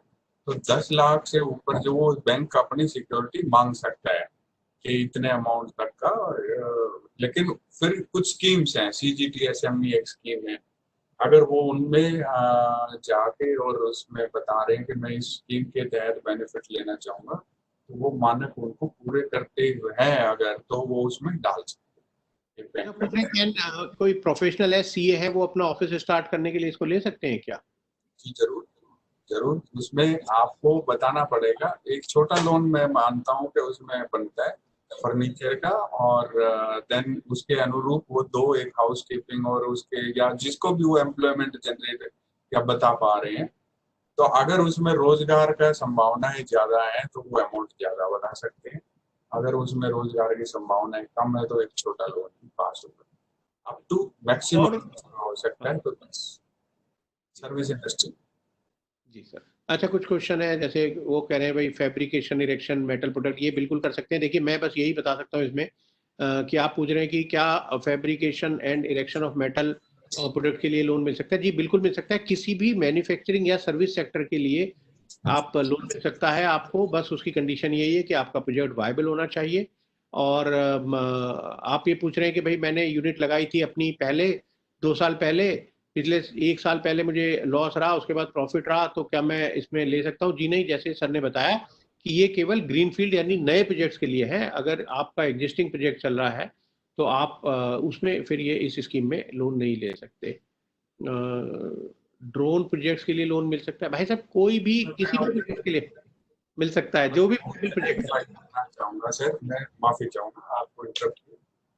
मैं इसमें बताना चाहूंगा कि अभी तक का विलेज इंडस्ट्रीज का जो मॉडल था वो बता रहे मसाला उद्योग, तेल खाने उद्योग, दाल का, दलिए का, पैकिंग, देन आटा चक्की, देन स्मॉल डेयरी प्रोडक्ट्स के लिए ये सब हुआ। लेकिन अभी मैं क्या देख पाया कि जो हमारी यूथ है, जो नए कॉलेज के बच्चे हैं, वो बहुत सारे स्टार्टअप टाइप माइंड से निकले हुए हैं, वो स्टार्टअप करना चाहते हैं।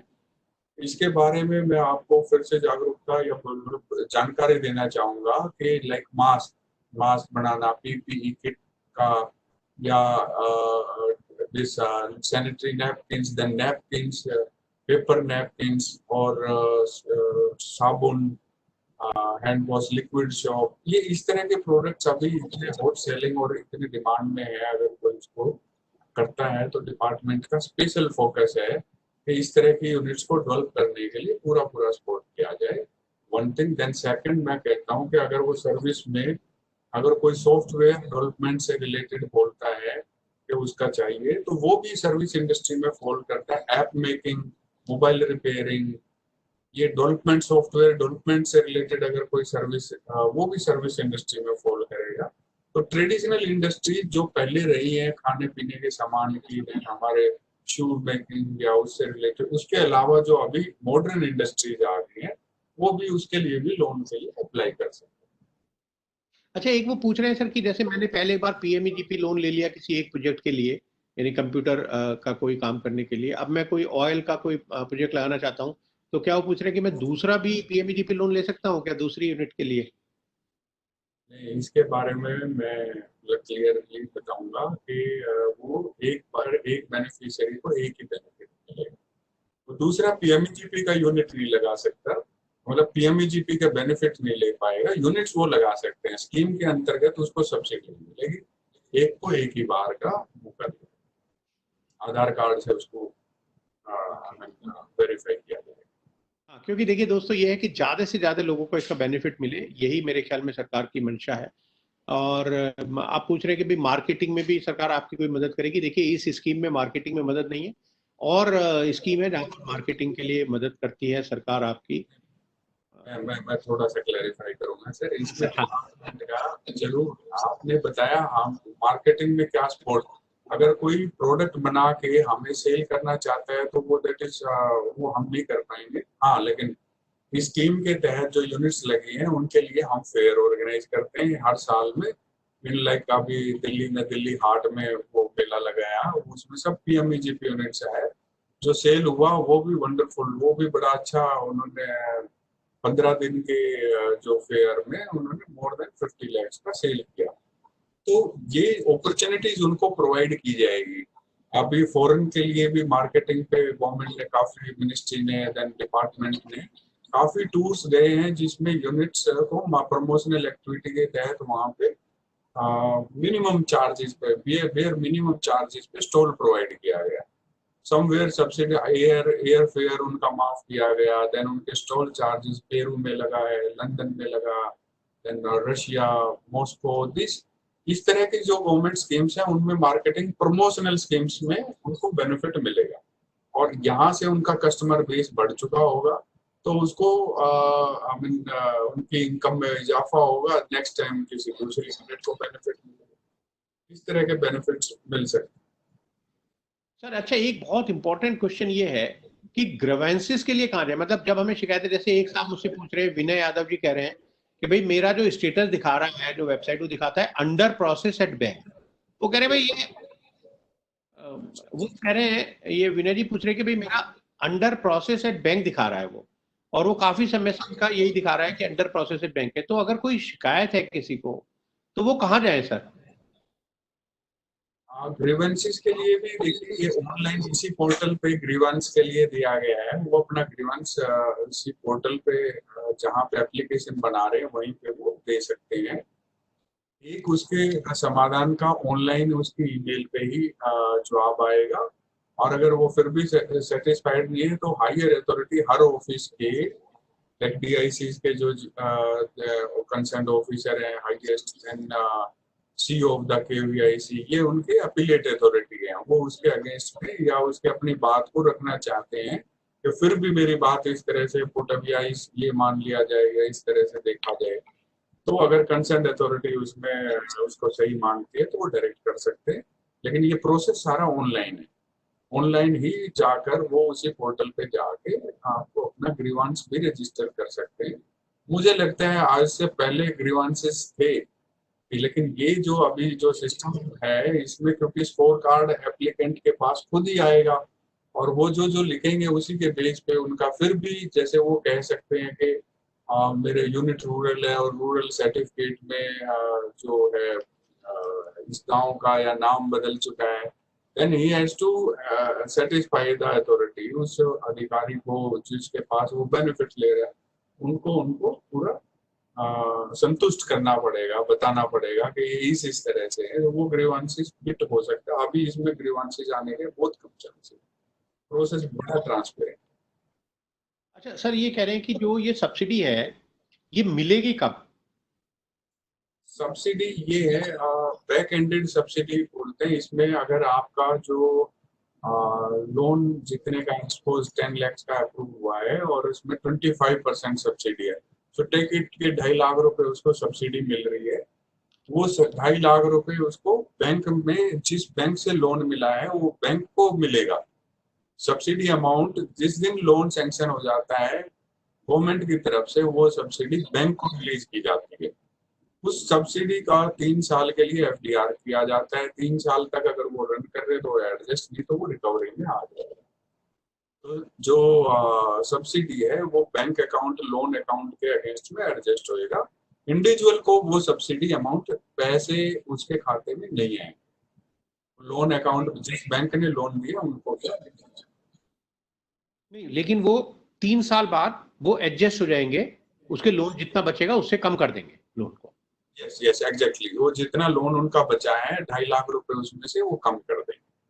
अच्छा, अगर रीपेमेंट पीरियड ही सर 3 साल से कम हो टोटल लोन का, या कोई पहले प्रीपे कर, हाँ जी, या कोई पहले प्रीपे करना चाहे अपने लोन को 3 साल से पहले, तो सब्सिडी एडजस्ट करेंगे?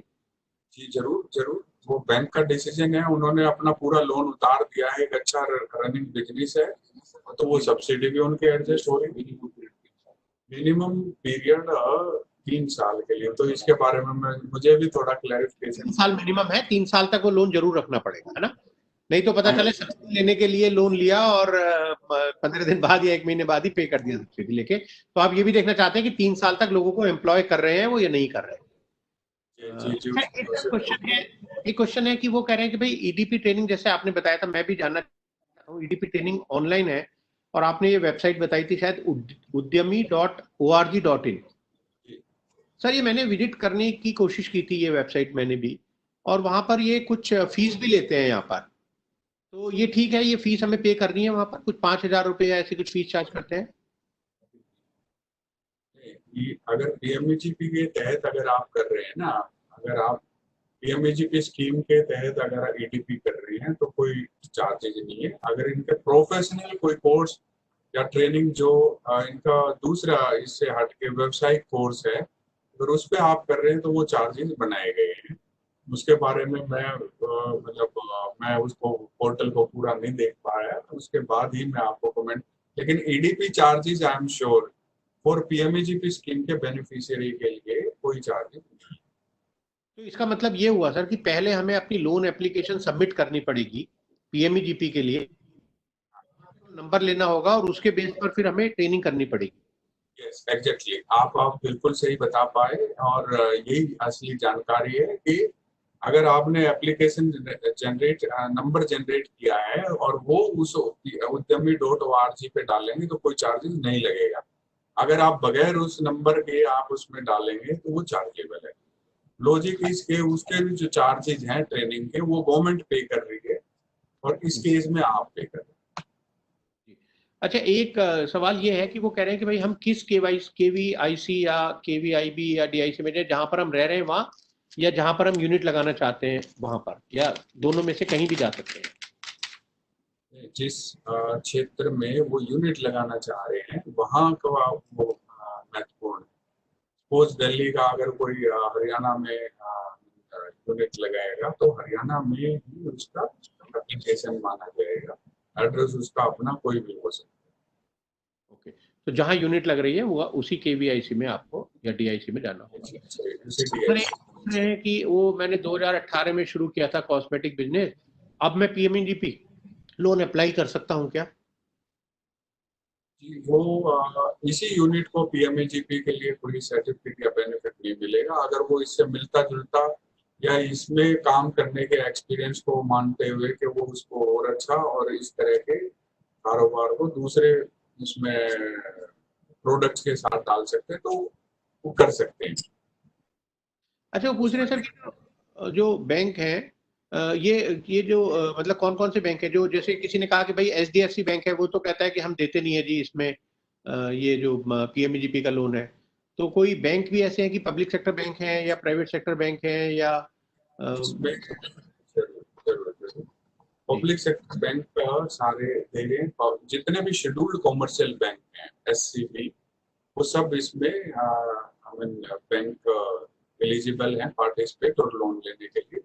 प्राइवेट सेक्टर के बैंक का मैं देख पाया कि उन्होंने काफी अच्छे प्रदर्शन इस स्कीम के तहत डिस्बर्समेंट में या लोन स्कीम के तहत नहीं किया है।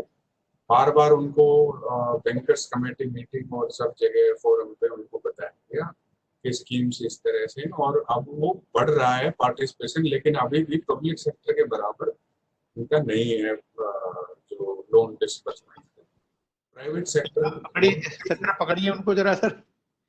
जी जरूर जरूर, हम अपनी जितनी भी फोरम है सब में उनको रिक्वेस्ट करते रहे हैं, आगे करेंगे और अच्छे से इसको बता पाएंगे कि लोन लोन का देना भी उनका व्यवसाय है बैंक का, तो दे पाएंगे। सर वो पूछ रहे हैं जैसे इसका तो मेरे ख्याल सिंपल सा है, आपने बता ही दिया कि भाई मेडिकल क्लिनिक के लिए भी मिल सकता है, क्या मिल सकता है, कोई भी सर्विस अगर आप करना चाहते हैं तो आपको लोन मिल ही सकता है। और एक सर सवाल ये है कि जो आपने पीपीटी दी लोगों को, वो पीपीटी बहुत पसंद आई, तो वो कह रहे हैं कि सर ये जो जो जिन लोगों ने यहाँ पर हमने पार्टिसिपेट किया, क्या ये पीपीटी हमें मिल सकती है? पीपीटी में मिल सकता है, ये मैं आपको रिक्वेस्ट के आप उनको करें। देन इसके लिए मैं बताना चाहूंगा कि जो पीपीटी में दिया गया है, जो स्कोर कार्ड है, बेसिकली उसके बारे में वो जानना जी चाहते हैं। जी। जो स्कोर कार्ड उनके पास अवेलेबल, उनके पोर्टल पे अगर जाएंगे तो उनको पोर्टल पे दिखाई पड़ेगा। स्कोर कार्ड अपना खुद बनाएंगे। जी जी। स्कोर कार्ड के जितने भी पैरामीटर्स हैं वो सब उनको मिलेंगे, मतलब उनके सामने ही होंगे। अच्छा, तो आप कह रहे हैं कि जो इसको, क्योंकि वो लोगों का यही क्वेश्चन आ रहा है कि वो स्कोर कार्ड में बहुत इंटरेस्टेड है, तो आप कह रहे हैं कि जो स्कोर कार्ड है वो तो आपकी वेबसाइट पर, ये जो आपने बताई थी उसके ऊपर अवेलेबल है। स्कोर कार्ड एप्लीकेंट को मिलेगा, और उनको उनको वो जो भरा हुआ जो उसके अकॉर्डिंग इवेलुएट होके आएगा वो भी उनके पास जानकारी है। ये जिग्नेश जी फिर वही मेडिकल क्लिनिक के लिए पूछ रहे हैं, तो मेडिकल क्लिनिक के लिए तो हमने बता दिया कि आप बिल्कुल सर्विस वो आप ट्रेडिंग में काउंट करेंगे, इसीलिए मैं कह रहा था कि ये एक ऐसी एक्टिविटी है, ये ट्रेडिंग में काउंट रहेगी, बिकॉज उसमें दवाई कोई नहीं बना रहा, लेकिन दवा की दुकान ट्रेडिंग एक्टिविटी कर रही है, तो ये ट्रेडिंग के अंतर्गत माना जाएगा। पर ये तो मेडिकल तो मेरे ख्याल में सर सर्विस सेक्टर में भी आ सकता है। ये ट्रेडिंग के लिए माना जाएगा, सर्विस में नहीं है, क्योंकि इसमें सामान आया और उन्होंने अपना कमीशन लिया और आगे। नहीं नहीं, जो जो सर डॉक्टर हैं, मतलब मेडिकल क्लिनिक अगर खोलना चाहते हैं, मेडिकल स्टोर नहीं, अगर वो क्लिनिक खोलना चाहते हैं। मैं स्टोर के लिए आपको हाँ जी। क्लिनिक्स के लिए सर्विस में आएगा 100%। क्लिनिक्स वो, yes yes, clinic medical clinic service sector के लिए अप टू 10। जी। तो मैं समझता हूँ कि अब समय हो गया है। हमने जैसे बिल्कुल समय से स्टार्ट किया, और समय पर शुरू करना और समय पर ख़त्म करना ही शायद इस हमारा जो ये हमेशा रहता है कि टू बी ऑलवेज पंक्चुअल। और आपका समय भी सर हमने 1.5 घंटे के लिए हमने मांगा था, जो आपने दिया। जिन लोगों के क्वेश्चंस, अगर कुछ ऐसे, मैंने कोशिश की है वैसे कि सभी क्वेश्चंस को मैं कवर करूं, मैंने कवर किए भी हैं, और अजय सर ने बहुत ही साफ गोई से सब क्वेश्चंस का आंसर दिया भी है। मैं अपने लिए तो कह सकता हूं सर, मैंने तो आज आपसे बहुत कुछ सीखा है। तो मैं आपको दिल से धन्यवाद देता हूं। और साथ में दैनिक जागरण का बहुत बहुत धन्यवाद।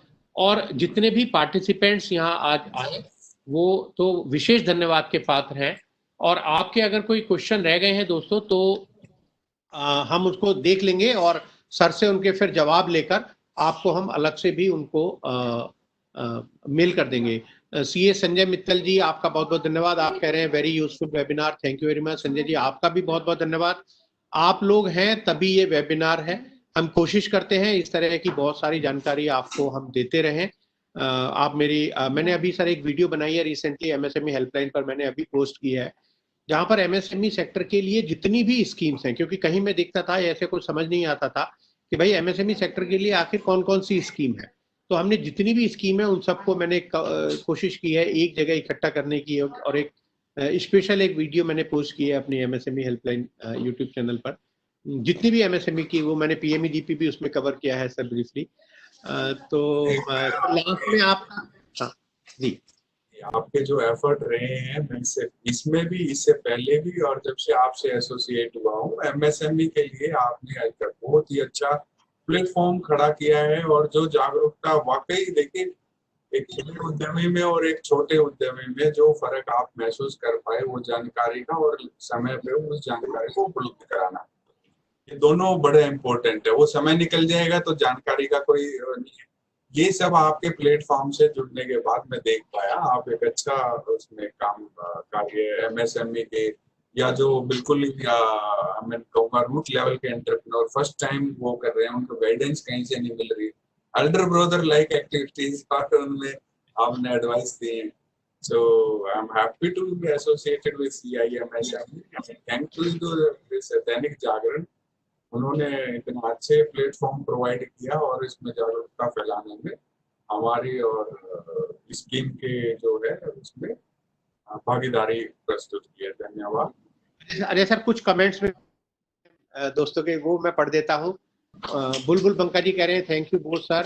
अमित समझान जी कह रहे हैं thank you sir for very useful information, तो थैंक यू अजय जी। शमसुल भगवान जी कह रहे हैं great initiative sir to support new entrepreneur. Amarjeet Singh Chauhan ji कह रहे हैं thank you so much sir, very useful information. और great initiative sir to support new entrepreneur. इस तरह और भी सर काफ़ी ये संदीप जी कह रहे हैं sir keep it up sir, thank you very much for such great information.